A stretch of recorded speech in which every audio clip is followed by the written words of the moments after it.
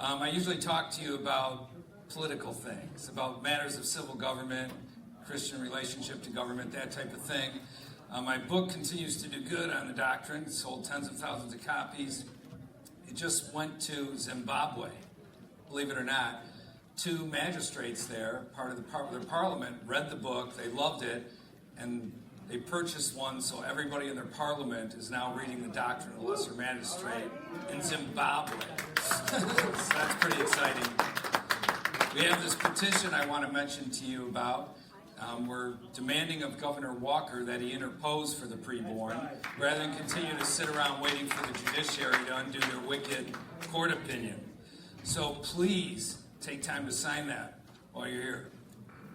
So, I'm not going to be talking about civil government matters this time. You know how passionate I am about that. I'm also very passionate about the topic that I've been given, and that's family. And I don't know what you're supposed to say about being a courageous family, because we're just a family. So, I'm just going to talk a little bit about family to you, and then we're actually going to have other people from our family come up and talk to you. My wife's going to talk for a few minutes. I have a granddaughter that's going to talk for a few minutes, and then my son-in-law is going to come up and talk for more than a few minutes. And so I'm only going to talk to you for like 15 or 20 minutes here. And as you can see from our picture here, which I can't see, so I'm trusting it's up there, yeah, children are big to us, massively huge. And as you know, we live in a country that's committing familial suicide. All you have to do is read the obituary sections and realize people have like no children hardly, no grandchildren, no great-grandchildren.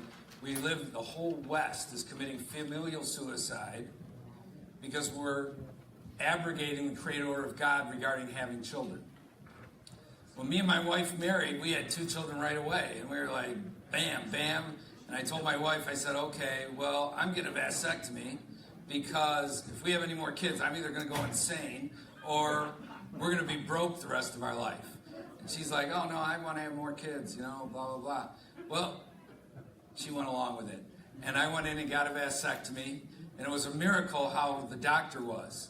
Because he says to me, do you want this permanent? Or do you want it where there's at least a chance you can get it undone? Because once you do it, it doesn't always work. It often does not work when you undo it. But he just gives you at least a chance.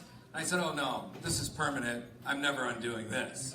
And the man literally stood there like this for like a minute, which is a long time when you're in a room alone with someone you don't really know. And so he finally looks up at me and goes, I'll only do this if you let me do it where there's at least a possibility of undoing it. Wow. I really believe that was the providence of God. Yeah. I really do.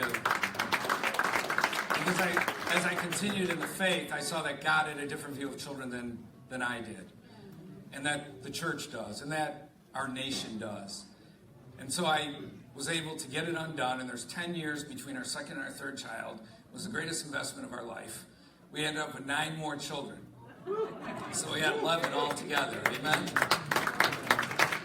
So he blessed us exceedingly. Now I want you to know that there's a huge war going on against the family in this nation. Amen. And it's being conducted by our own government. I love talking about this type of stuff. It comes back to the old question, is it the corrupt morals of the people that changes the laws of government? Or does the government change the laws to corrupt the morals of the people? Understand what I'm saying? Yes. And I'm here to tell you, when you study history, the Greeks, the Romans, other people groups down through history, and when you look at our own nation, often it's the government that changes the laws to corrupt the morals of the people. And that's what's been happening in our country for decades now. It's been by design to demean, belittle, and disparage the family in America. Amen. So I want to show you this little book here. I think it's a book. Is it blue? Name the picture. Oh, okay. He's switching to the slideshow. By the way, my kids are getting all married. We had 3 marriages in 10 months. So 6 of our kids are married now, and we have 18 grandchildren. So the Lord's truly blessed us. So we could end up with 60 or 70 of those. Yes. So the blue book is up there, right? Okay, this is a book by a guy named Carl Zimmerman. Carl Zimmerman wasn't a Christian. He was a sociologist. I love reading sociology. If you know anything about sociologists, they do one of 2 things with Christianity. They either, 1, act like it had nothing to do with Western civilization for 2,000 years, or they act like it had everything bad to do with Western civilization for 2,000 years. Zimmerman wrote his book just as an honest man, and he shows much of the good that Christianity brought to Western civilization. And so in 1947, when he wrote this work, which I can't encourage you strongly enough to read, it's what I use in my marriage counseling with people who are preparing to marry and also people who are having trouble in their marriages. This is the book I use to give them to read. Why? Because it lifts you up out of our present milieu, where marriage and family is disparaged, belittled, and demeaned, and gives you 2,500 years of history so you see how important your role is as a man, as a woman, Amen. As a husband, as a wife, as a father, as a mother. In 1947, he decreed that America would soon see divorce for any reason or no reason at all. No-fault divorce came in the late 60s, early 70s. That we would soon see legalized abortion, 1973. And that we would soon see rampant homosexuality throughout America. Need I say more? He based that upon his studies of the Greek and Roman civilizations, the French and Bolshevik revolutions, and other smaller people groups. And he said this, he said, this is the tipping point when nations or civilizations destroy themselves. He said it's when the people no longer want to have children. And he said, I don't mean by that zero, although there are those, he said, but I mean they only want one or two. America, last year, 1.93 per couple is all we're averaging. You need 2.1 according to demographers per couple just to replace yourself. We're not even replacing ourselves. What the Muslims couldn't do to topple the West with the sword, they're now going to be able to do because they're following the created order of God, while Christian West abrogates the created order of God. And Zimmerman said this. He said the reason that's the tipping point is, he said, because when men want to be husbands and fathers and women want to be wives and mothers, it produces within people virtue. But when men don't want to be husbands and fathers and women don't want to be wives and mothers, it produces within people vice. And so the culture begins to destroy itself, and it takes a long time. From the time the Greeks didn't want to have kids, so they fell to the Romans, 150 years. From the time the Romans didn't want to have kids till they fell to the Germanic hordes, nearly 400 years. America has been like this, steep decline in the number of children we're having for 150 years now. This isn't a new phenomenon. It's been going on for a long, long time. We are destroying ourselves. And Zimmerman talked about the fact that we're in what's known as an atomistic culture. That's a term the sociologists use, which means the individual is paramount. Family is demeaned, belittled, and the laws reflect that demeanment and belittlement. Amen. It's designed to weaken the family and strengthen the state. Now let me show you another book. Can we change that real quick? This is a black cover, right? Libido Dominandi. By the way, you should get this book too. It's a great resource material. It's about that thick. You don't have to read the whole thing. Just read the first 120 pages. After that, just the year and the location changes. Okay? It's all the same script. And what it is, he shows from the time of the French Revolution to the current times, governments have shown a propensity to want to promote sexual licentiousness. The subtitle, Libido Dominandi, in other words, you're dominated by your sexual urges, libido dominandi, is sexual license and political control. Oh, yeah. And he shows how governments have shown a propensity to promote sexual licentiousness because they know it makes for a more easily controlled people in the end. So you have to understand they are at war. If you want to have a strong family, you're going to do it on your own. There's nothing left in this culture to help strengthen you. Most churches won't even strengthen you in what that's about. Certainly not the government. Certainly not the culture at large. Your commitment to Christ is paramount in your ability to have a strong home.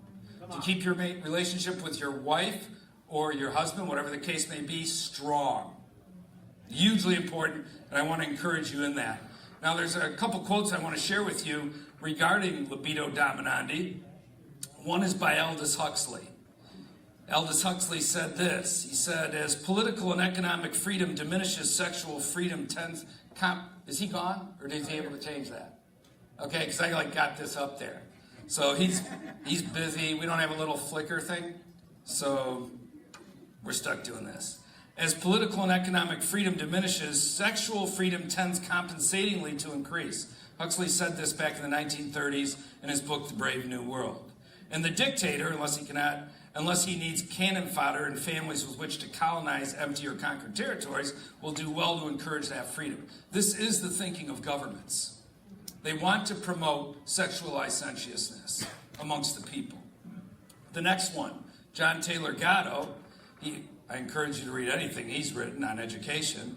He said, in sex, marriage, religion, family, the training of the young, and anything goes ethic was introduced and promoted steadily through the schools, a development that undercut any opposition from traditional moral centers by dividing the children in school from the traditional sources of moral training at home. The whole big divide between parent and child. This whole culture does it from the very beginning. They put a promotion into women's head that the way that gives you value is having a career outside the home. The whole idea of being a homemaker, of being a wife and a mother who nurtures the family and is a helpmate to her husband, totally belittled, diminished. My wife's going to talk to you in a few minutes. I remember not too long ago, they did this thing on Barbara Walters, like making all the young women in the country there, I want to be like Barbara Walters, with her wonderful career. And that's what they put on the pedestal, right? I'm thinking to myself, my wife would beat her in an arm wrestling match any day of the week. So, yeah, these are done by design, this whole matter of the government. So we live in this atomistic culture. You can flip the next slide. It probably says something about in order to weaken in order to strengthen the state, you have to weaken the family. You know who knows that? Every good statist you'll ever read.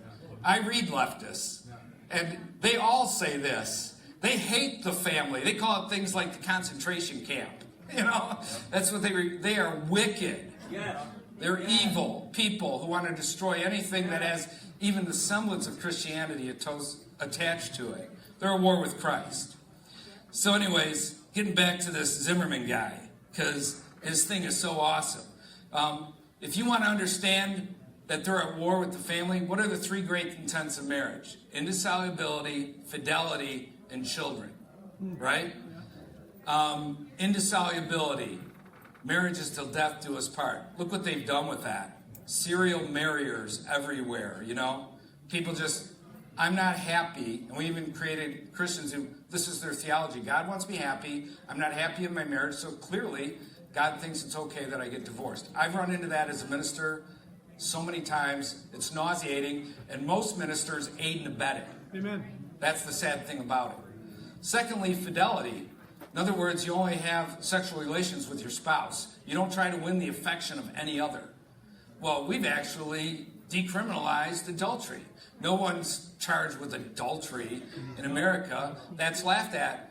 I remember we had a guy in our area over in Milwaukee. He actually started banging on the door, pounding on the windows of his house because his wife was inside committing adultery. He ends up getting arrested, find out he's an off-duty police officer, and he actually got removed from the force. And I listened to all the people calling in on conservative radio, and they all thought he was wrong for acting that way. Why?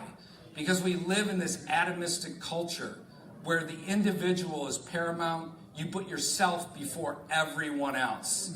And when men do that, they destroy themselves because God didn't design us for that.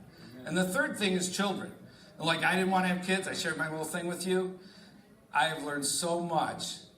And why did you have to have 11, Pastor Matt? Well, I'm a slow learner. He kept giving me more and more and more kids. And it's awesome. I learned so many things that I would have never understood as a man. And what's important to him, if it wasn't for all these children he gave me and my wife. Just a tremendous blessing that way. So listen, here's what Zimmerman says. He says, having children, quote unquote, he says, civilization grows out of familialism. That's having a family. In other words, family is the foundation of society. We live in what is called an atomistic society that focuses on the individual. Families demeaned and belittled, held in low esteem. Zimmerman points out that adultery, divorce, and homosexuality, listen to this now, this is huge insight. That's why I love to read certain sociologists, because they come to biblical conclusions just from looking at the nature of man. And they always, the honest ones, and they get suppressed by most sociologists because they're just Christ haters. But from their studies on human nature, they find that monogamy is the best form of a best way for man to live. Monogamously, a man and a woman married with children. It's the best way for us to live. It produces the most productive cultures that the earth has ever known. Okay? So anyways, he says, Zimmerman points out that adultery, divorce, and homosexuality are not the causes which destroy the family. Rather, they are the symptoms of a society that has decided against family. Remember? That's the tipping point when people no longer want to have kids. So it isn't like divorce, homosexuality, adultery is the thing that's destroying family. The reason those things are here is because people don't want family to begin with. Because it's about me, myself, and I. That's the mindset of the culture in which we live. He says, atomism in family relations is not important because of its symptoms, but primarily because of the decay of the basic components of social life. Once people are being raised in single-parent homes, and all the other nonsense that's going on at these times, 2 men, 2 women raising children, insane. That breaks down the social norms that God intended for man in this planet. Man's desire not to have children is the engine that results in man's corruption and demise.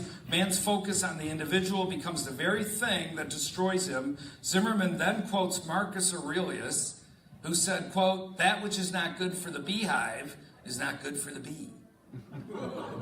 In other words, individualism feeds on itself. When one person divorces, others are more prone to do so. That's a fact. Those are studies that have been done. You probably know it anecdotally from your own relationships, watching life go on in your own life. One person divorces, others are more prone to do so. One hangs in there and makes it through, others are more prone to do that then also. As society becomes wealthier due to its monogamy and hard work ethic, more and more freedom is granted to the individual. At first, that helps build the wealth, as freedom is seen as an opportunity for economic gain. But then, Zimmerman says, quote, "the meaning of this freedom changes," unquote. He goes on to say, quote, "the individual, having no guiding moral principles," you can go ahead and flick the thing, "changes the meaning of freedom from opportunity to license." And that's what freedom means to most Americans today. You're free to practice any sexual perversion you want to practice. I won't say nothing about it. And I'm free to practice my form of sexual. That's what they think freedom and liberty is in this country now. It's wicked. Zimmerman says the result is misery. And the individuals then begin to change the social institutions to aid and abet their freedom through law, policy, court opinion. They change the institutions, the laws, policies, the court opinions, and to remedy the consequences of their sinful lifestyles. And that's what so much is about now. We're like in this huge ball of, wax. It's like you ever take a baseball apart, you take off the outside, and there's all this string. If you go all the way to the center, there's like this little round ball in the center. We have so much string around what was supposed to be right and normal for our culture that people don't even see how bad things are. So they're trying to fix the consequences of their evil lifestyle. I remember watching America's Most Wanted one time. No, it was America's Most Wanted. Cops. Remember that show, Cops?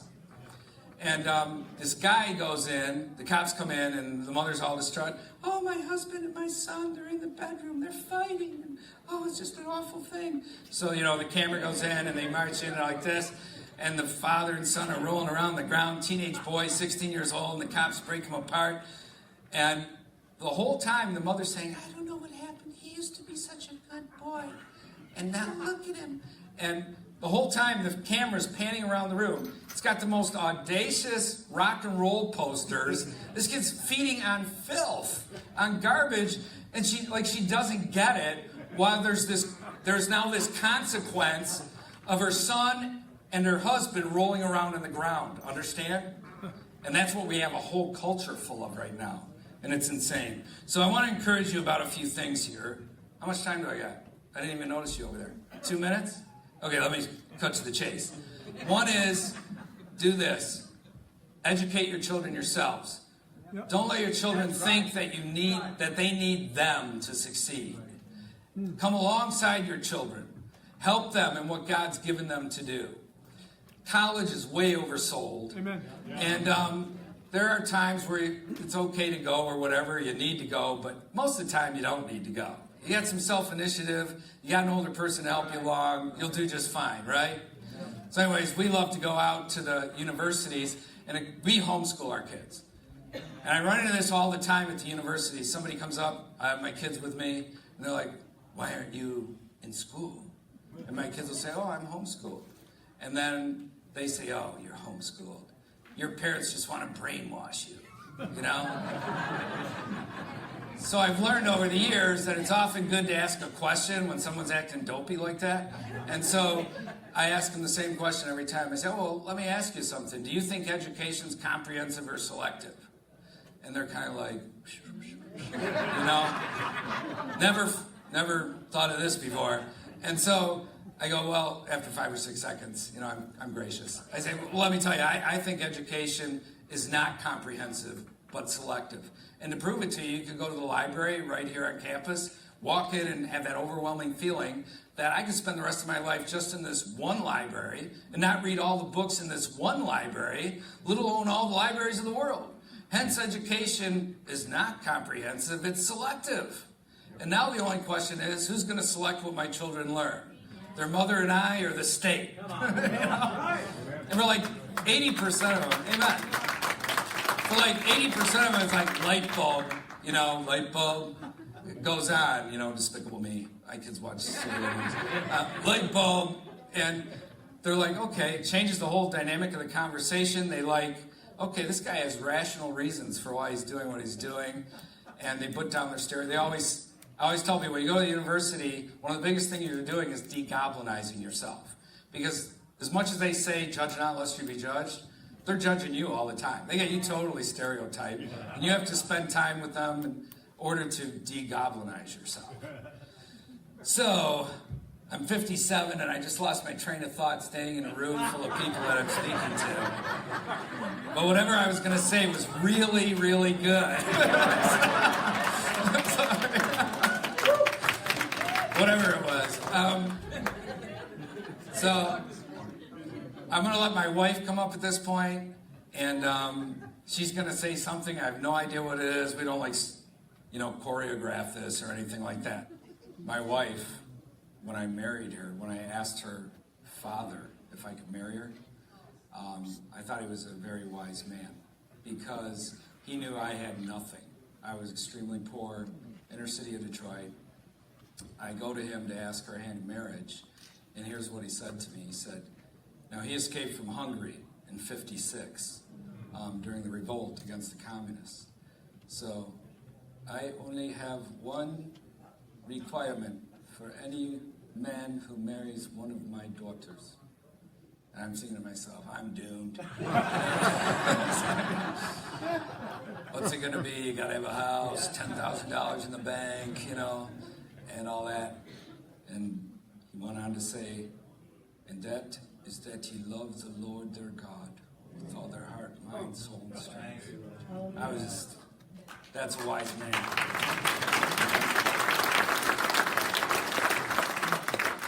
So I've said the same thing to all of my son-in-laws when they've asked my daughter's hand in marriage also.